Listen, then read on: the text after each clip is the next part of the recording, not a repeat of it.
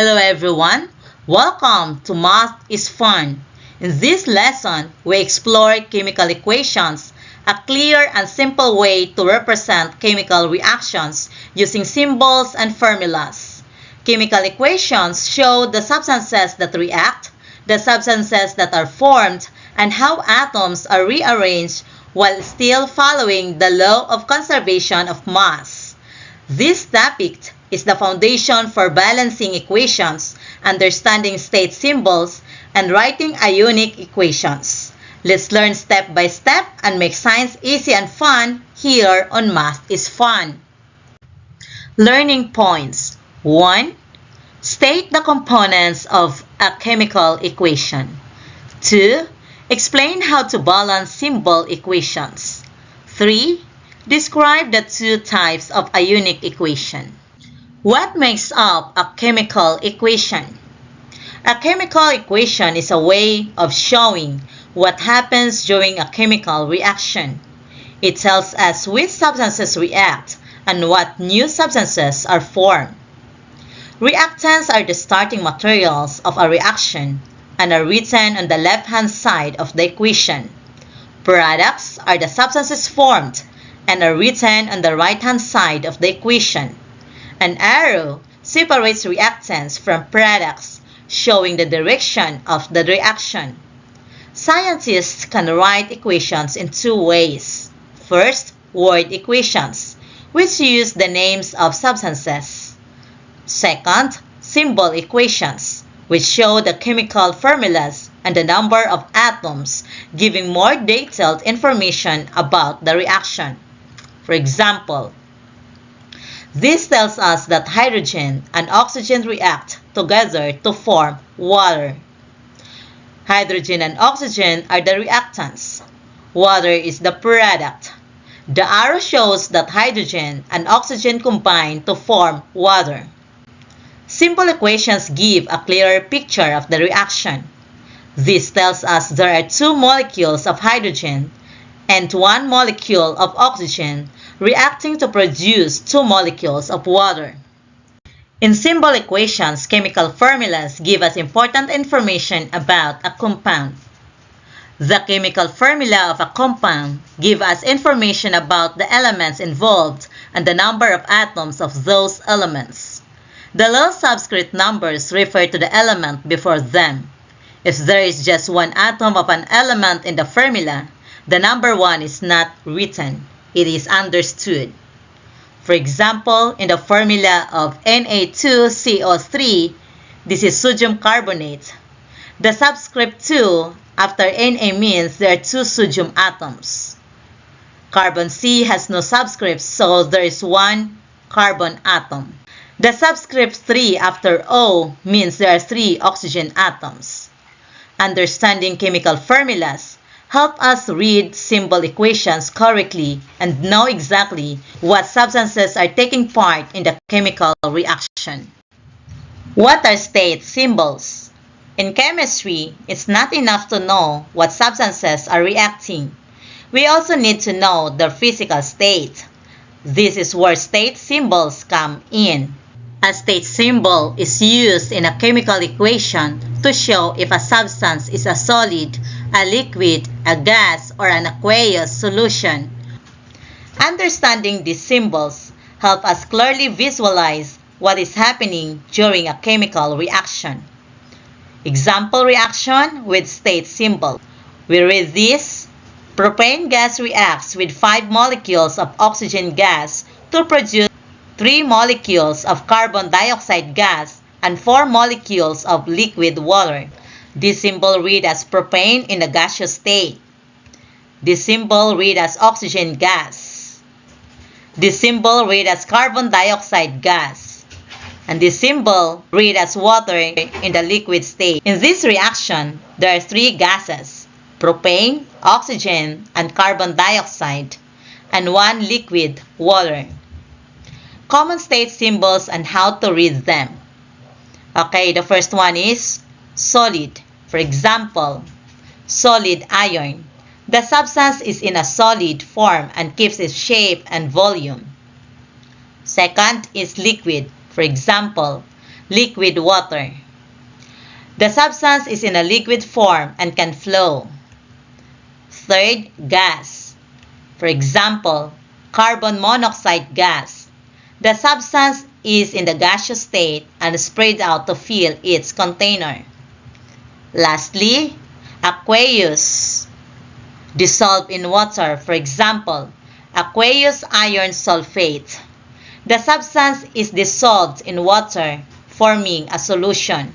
State symbols give us important information about the physical states of substances in a chemical equation.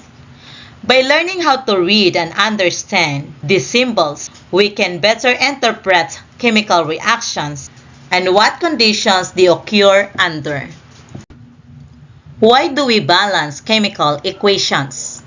In a chemical reaction, atoms are not created or destroyed. They are simply rearranged to form new substances. This idea is known as the law of conservation of mass. Because of this law, a chemical equations must show the same number of each type of atom on both the reactant side and the product side. We balance chemical equations to clearly show that no atoms are lost or gained during a reaction. To balance an equation, we add big numbers called coefficients in front of chemical formulas. These coefficients change the number of molecules involved, but do not change the chemical formulas themselves. For example, the formation of water. This is the balance symbol equation. Two molecules of hydrogen gas react with one molecule of oxygen gas to form two molecules of liquid water. This means two molecules of hydrogen gas. Each H2 molecule has two hydrogen atoms, so there are four hydrogen atoms in total. This means one molecule of oxygen gas, which has two oxygen atoms. This means two molecules of liquid water. Its H2O or water molecules contains two hydrogen atoms and one oxygen atom, giving a total of four hydrogen atoms and two oxygen atoms on the product side. Since both sides now have the same number of hydrogen and oxygen atoms, the equation is balanced. We balance chemical equations to make sure they follow the law of conservation of mass. By adding coefficients in front of formulas, we ensure that the number of atoms on the reactant side is equal to the number of atoms on the product side. Balance equation example. This reaction shows the formation of ammonia, an important chemical used in fertilizers. This is nitrogen gas. Its molecule contains two nitrogen atoms. This is hydrogen gas. Its molecule contains two hydrogen atoms. And this is ammonia gas. Its molecule contains one nitrogen atom and three hydrogen atoms. To balance the equation, on the reactant side, nitrogen has two atoms. So, we need two nitrogen atoms on the product side. This is why we place a coefficient 2 in front of NH3. This gives 6 hydrogen atoms on the product side, so 2 times 3 is equal to 6. To match this, we place a coefficient 3 in front of H2 on the reactant side. So 3 times 2 is equal to 6. So here, we need 6 hydrogen atom 2. Now both sides have 2 nitrogen atoms and 6 hydrogen atoms. This shows that atoms are conserved and the chemical equation is correctly balanced. Introduction to ionic equations. When a ionic compound dissolves in water, they break apart into charged particles called ions. These ions can then take part in chemical reactions. However, not all ions actually change during the reaction. Ions that remain unchanged are called spectator ions and are not included in the final ionic equation. Ionic equations focus only on the ions that take part in the reaction, making them simpler and clearer than full chemical equations. Two common types of ionic equations are neutralization. A neutralization reaction occurs when an acid reacts with an alkali to form water. Hydrogen ions in aqueous solution react with hydroxide ions in aqueous solution to form liquid water. On the other hand, this comes from an alkali dissolved in water. And when these ions combine, they form, which is water. The remaining ions in the solution do not change and are called spectator ions. The second one is displacement reaction. A displacement reaction happens when a more reactive metal replaces a less reactive metal in a compound. Copper ions in aqueous solution react with solid magnesium to form solid copper and magnesium ions in aqueous solution. These represent copper ions dissolved in water. This is solid magnesium metal. Magnesium is more reactive than copper, so it displaces copper from the solution. Copper becomes a solid metal while magnesium forms ions in solution. Ionic equations help us understand which ions are actually involved in a reaction. By removing spectator ions, we can clearly see how neutralization and displacement reactions take place.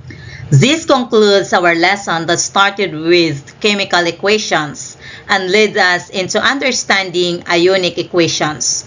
By learning how to write and interpret chemical equations, balance them correctly, and identify reacting ions, we can clearly see how substances interact during a reaction. These concepts build a strong foundation for understanding more complex chemical reactions. Thank you for watching and learning with me.